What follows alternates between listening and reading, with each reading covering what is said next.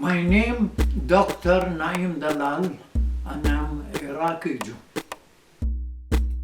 I was born in Baghdad in 1923. By the 1930s, the Jewish population in Baghdad was thriving. However, that community is no more. The members of this community, as a result of persecution, are now dispersed all around the world. I am a part of that scattering. My personal story is very much tied to the story of my community. I will start at the beginning.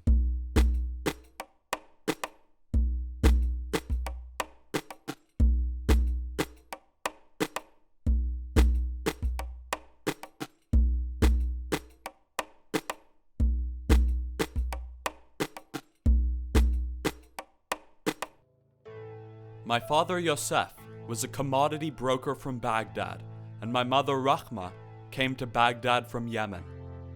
Her family was one of the richest in Iraq. I had two sisters named Hanina and Salima, as well as two brothers, Alber and Salim. During my youth, I lived a happy and peaceful life. In my later years, I became a dentist and had my own private practice. But on June 1st, 1941, the pogrom in Iraq started against the entire Jewish community. Jews were attacked and murdered on the streets. Buses and cars were stopped and Jews were singled out and killed. I still recall the sight of corpses and blood on the streets.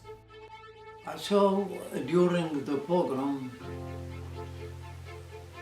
I was riding a bus. So the rioter came and they took everybody out and they killed them. With me, they thought I am Muslim and I ran away. Because the pogrom was in June during the summertime and people, they sleep on the roofs, open air. I tell you, that was terrible because you can hear the scream of people from far away. Please, for the sake of Muhammad, for the sake of Ali, don't kill us.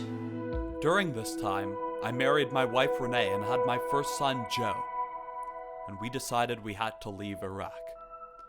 I knew that if my family left, we would never be able to return, and that we'd be leaving behind so much.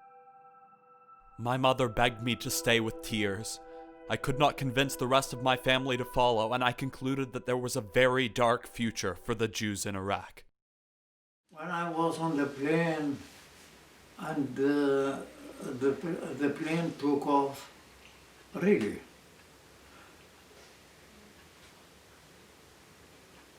it was difficult to leave the family. And I looked at the river where we spent our youth, and that was farewell.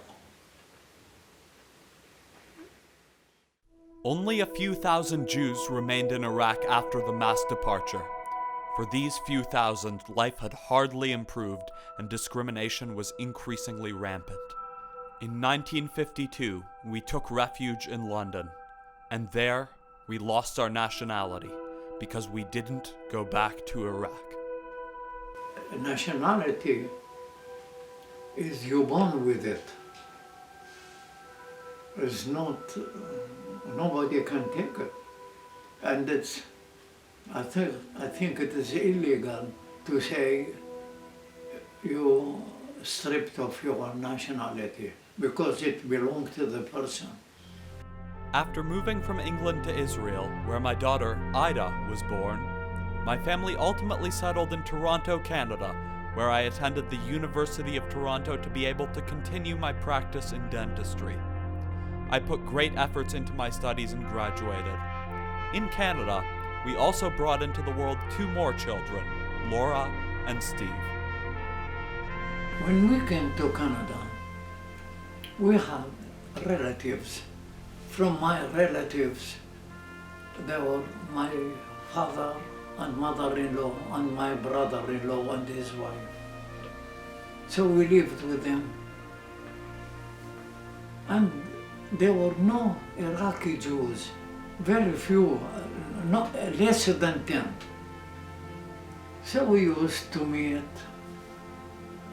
and later on,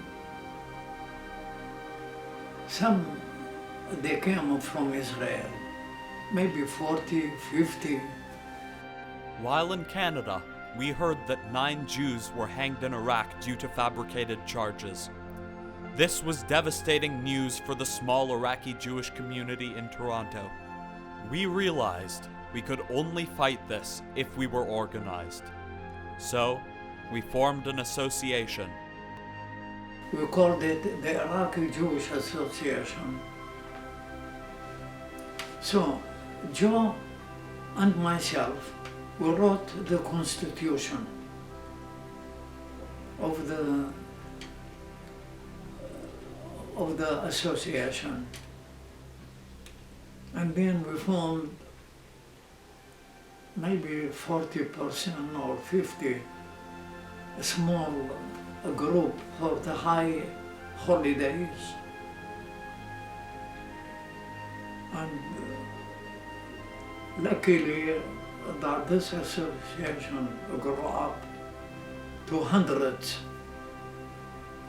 and recognized by the Congress and by the government. It was a good step. Now I am settled in Canada. After many years of experience in countries where I lived, I didn't forget our culture and the tradition of nearly over 2,500 years. Every Iraqi Jew should teach the children this culture and not to lose it. And I am very, very proud to say I am doing this. I want the culture and traditions of my ancestors and of what I did myself and what others did the same to continue.